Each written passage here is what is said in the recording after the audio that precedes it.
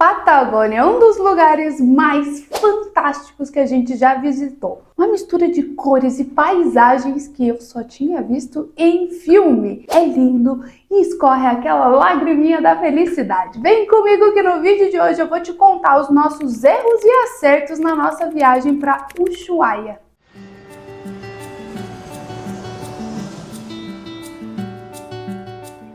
Buenas, eu sou Jessie, professora e treinadora de espanhol. E hoje é dia de espanhol na sua viagem, um quadro onde eu trago várias dicas das minhas viagens pelos países hispanohablantes. E hoje nós vamos diretamente para o fim do mundo. É assim que é conhecida a cidade de Ushuaia, na Argentina. Ushuaia é a cidade mais austral, isso é, a última cidade do planeta. Logo ali já está a Antártida. Vou te dizer que existe uma rixa entre Argentina e Chile, dizendo que, na verdade, Cabo Hornoso, uma cidade chilena, é a última cidade do continente. Mas, em briga de chileno e argentino, nós brasileiros não metemos um medelho. Meu marido e eu fomos para Ushuaia na nossa lua de mel e ficamos por lá 5 dias. Nesses 5 dias nós acertamos e erramos muita coisa, graças à nossa mão de vaquice.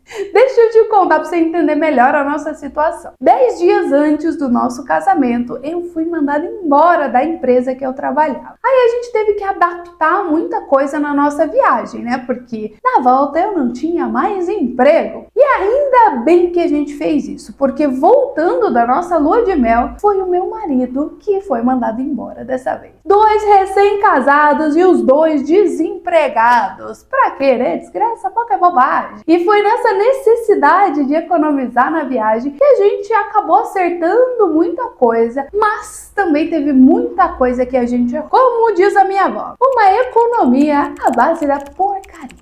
Em Ushuaia, tanto no verão quanto no inverno, é alta temporada, porque tem passeios diferentes para fazer em cada época do ano. Nós fomos para lá no final de abril, no comecinho de maio, então nós fomos no outono, o que foi um super acerto, porque é uma baixa temporada e a gente conseguiu negociar muito melhor com as agências para poder fazer os passeios. Então, para eles era muito negócio dar um desconto pra gente para conseguir fechar os grupos do passeio. E claro que a gente aproveitou bastante isso. Então, primeiro acerto da nossa viagem. A maioria dos passeios em Ushuaia você vai precisar sim contratar uma agência. O passeio mais procurado é o de catamarã e tem vários tipos de passeios diferentes, tá? Vai passar pelo estreito, vai fazer isso, fazer aquilo. Tem várias opções para você escolher. Nós escolhemos o passeio de observação dos pinguins, que na época que a gente foi, tinha poucos pinguins, mas sim conseguimos ver os bichanos. Então, valeu super a pena, porque a gente não vê um pinguim aí todo dia. Então o passeio mais simples de catamarã foi fantástico e eu não vi nenhuma necessidade de fazer um passeio mais caro. Então, mais um acerto na nossa viagem que a gente economizou no passeio de catamarã, pegando o mais simples, mas valeu super a pena. Agora vamos falar do Parque Nacional de la Tierra del Fuego, um dos lugares que você vai tirar as fotos mais incríveis da sua viagem. Realmente maravilhoso lugar. E você pode fazer o passeio nesse parque, tanto por agência, onde você vai de ônibus e eles vão te mostrando e explicando todo o parque. Você pode ir de carro, tem várias maneiras de você fazer, tá? A questão é que nós não queríamos fazer o passeio por agência, porque era muito rápido. Então você entra dentro do ônibus, só vai passando ali, tira foto de dentro do ônibus mesmo e tal. Não era uma coisa que a gente queria. Então, como é um dos pontos altos da viagem de Ushuaia, a gente queria aproveitar mais, passar mais tempo lá dentro do parque, fazer piquenique, tirar muita foto, que foi o que a gente fez, a gente tirou muita foto. Então, a solução para isso seria pegar um táxi que levasse a gente até a porta do parque ou então ir de bicicleta. Essa de bicicleta chamou muito nossa atenção e a gente alugou 2 bicicletas, alugamos os cascos, que é o capacete, e fomos para o parque. E informaram pra gente que era 10 quilômetros. Então,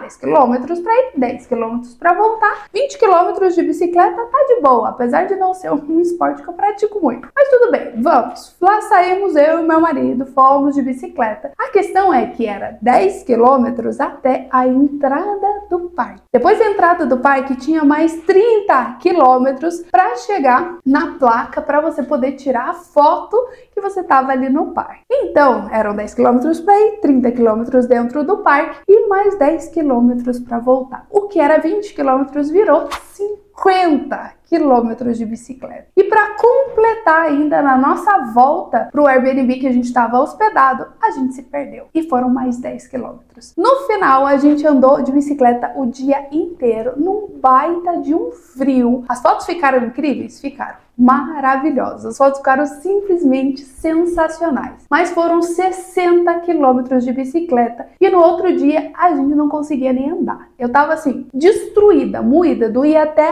a raiz do meu cabelo tava doendo. Resumindo, no outro dia a gente não conseguiu fazer nenhum passeio em Ushuaia, porque a gente tava quebrado da bicicleta. Então, assim, essa experiência de não pagar uma agência ou então não pagar um táxi para levar a gente e as bicicletas até a entrada do parque foi uma economia na base da porcaria, porque a gente acabou perdendo um dia de viagem. Então, assim, foi muito legal, as fotos ficaram bem legais, o passeio dentro do parque foi fantástico, mas a gente acabou perdendo um dia de viagem. Então, eu não sei, nesse eu fico meio na dúvida, mas eu acho que não foi um acerto não, foi um erro da nossa mão de vaquice de não querer pagar um táxi para levar a gente até a entrada do parque. Outro ponto da nossa lista foi a nossa hospedagem. Nós optamos por ficar num Airbnb dentro da casa dos argentinos e foi muito, muito legal. Porque o Ushuaia é um lugar muito frio. Então você sai para fazer os passeios, vai sair para comer, mas você acaba passando bastante tempo dentro do seu alojamento. E ter pessoas que vivem naquela cidade tão remota, num lugar tão frio, tão diferente, foi uma experiência muito bacana. Então a gente conversou muito, trocou muita ideia, eles deram muita dica pra gente de lugares para comer, do que fazer, de agências para poder pegar passeios mais baratos e inclusive a bicicleta que a gente alugou foi deles. A gente não precisou ir para um lugar e ir atrás de bicicleta. Eles tinham a bicicleta lá e alugaram pra gente pela metade do preço. Então, Airbnb é algo que a gente costuma muito, eu e meu marido, se hospedar por causa dessa experiência de poder conversar com as pessoas que moram ali e voltar para casa com a nossa bagagem de histórias assim muito, muito maior. Então, um baita de um acerto se hospedar em Airbnb lá em Ushuaia. Um outro passeio muito procurado em Ushuaia é a Laguna Esmeralda. Um passeio que a gente optou por não pegar um passeio por agência e fazer por conta própria, porque a gente queria mais uma vez aproveitar, ter o nosso tempo para tirar foto, fazer o nosso piquenique naquela paisagem maravilhosa e foi um baita de um acerto. Então a gente acabou pegando um táxi para levar a gente mais perto da laguna e também alugou botas impermeáveis. E mesmo com esses custos saiu muito mais barato do que fazer por agência e é uma caminhada muito tranquila, tá? Tem umas partes assim que você acaba que tem muita lama e tal, e por isso o acerto de alugar as botas foi muito, muito bacana. A gente acabou encontrando um grupo que foi por agência e estavam com barro até a testa. Perderam os tênis no meio do barro. Então eu indico muito que vocês aluguem as botas. É um investimento que vai fazer com que você aproveite muito mais, consiga caminhar com muito mais facilidade, sem passar frio e sem congelar o pé. Então, Laguna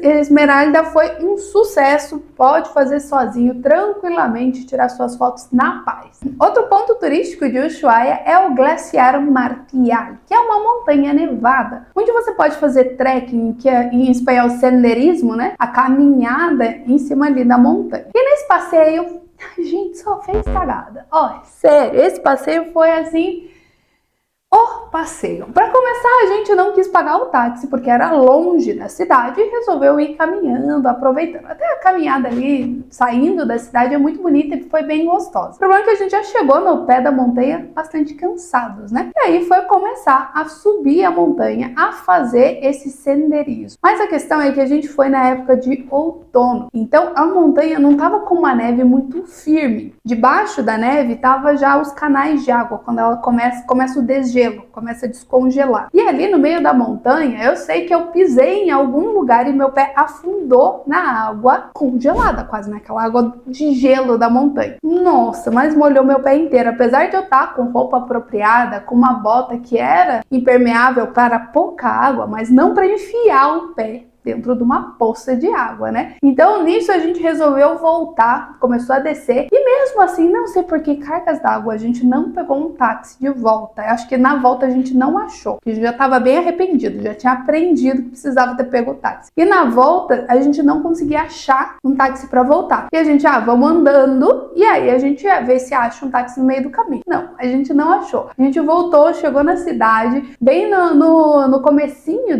da entrada ali de Ushuaia, tinha uma mini cafeteria que era uma portinha, assim, só servia 2 bancos. A gente parou para conseguir se esquentar, porque meu pé estava muito molhado e congelado. Toma cuidado, isso é muito perigoso quando você tá com a mão muito congelada e o pé muito congelado. A gente parou nesse lugar, tinha calefação, tinha aquecimento, e fomos lá tomar um chocolate caliente com uma media luna, que foi assim, de verdade, o melhor chocolate quente e o melhor media luna, o croissant, né, que a gente já comeu em toda a viagem. Foi muito bom, eu acho que por aquela experiência desesperadora, né? Pé congelando, cansado, subindo a montanha.